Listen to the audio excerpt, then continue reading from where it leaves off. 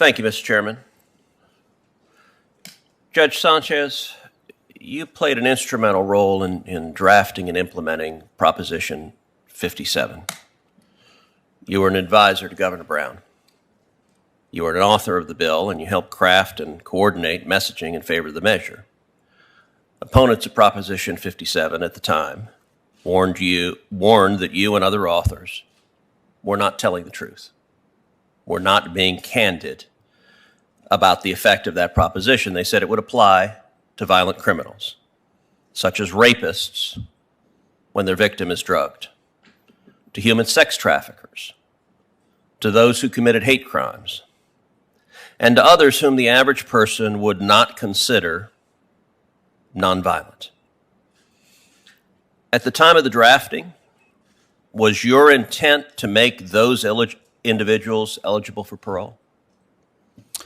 Well, thank you, Senator, for that question. As I said before, as I mentioned earlier, the law itself did not automatically release any individual.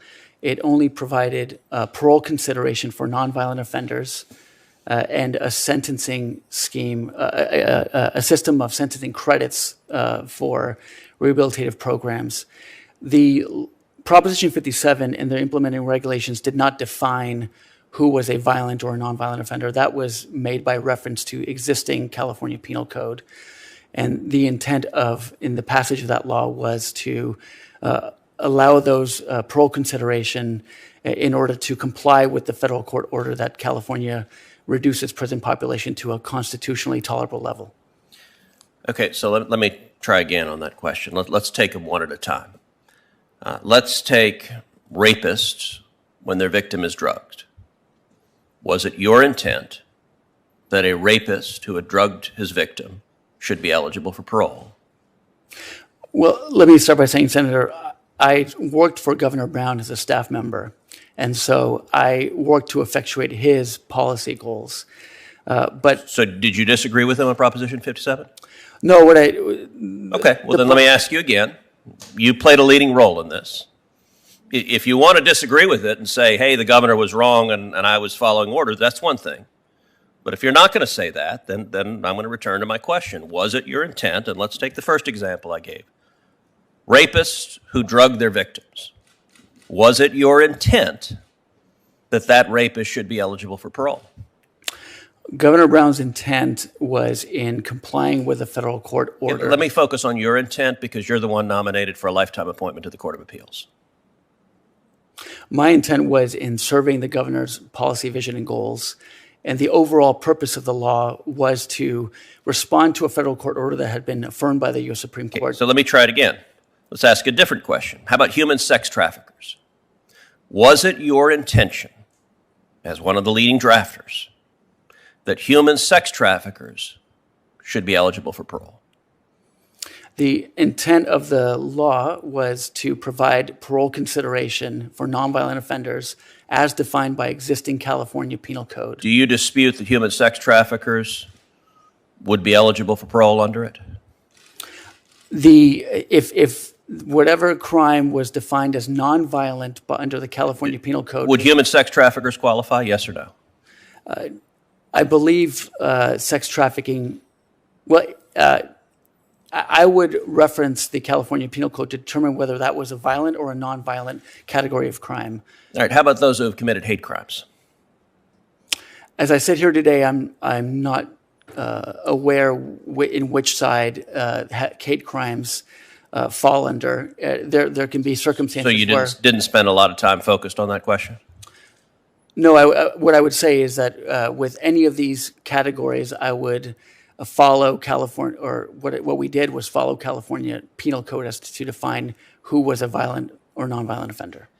So several reports indicate that violent criminals have been subject to parole. Likely criminals that the unsuspecting public did not intend on releasing when they passed Proposition 57.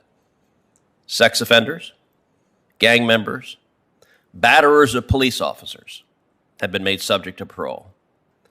As a result of your direct efforts, violent criminals were paroled, and California was made less safe. I guess my question is, did you intend for violent criminals to be released early? Or were you simply unaware of the consequences of your action? Which one was it? Did you know what you were doing, or did you not know what you were doing? Thank you, Senator. The intention of the law was to comply with that federal court order, and the choice that Governor Brown faced was I'm not asking about the governor.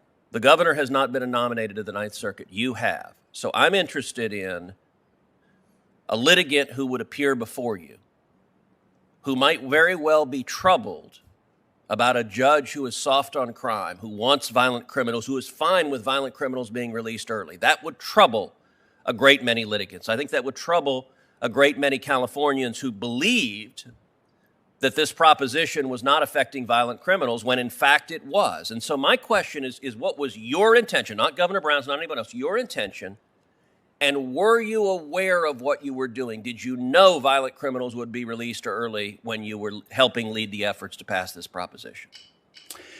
As I mentioned earlier, the law, the choice that was faced was between allowing federal courts to order the outright releases of prisoners without any sort of rehabilitation efforts, or to create a system of parole consideration and sentencing credits to address an order that the United States Supreme Court had affirmed. And in the governor, my time has expired, but let me just try one final time. Were you aware violent criminals would be released early under this? Yes or no? Senator, we were aware at the governor's direction that it would affect the entire population of the prison system, hopefully to get people to rehabilitate and to improve their lives before. That sounds like a yes. Thank you. Senator from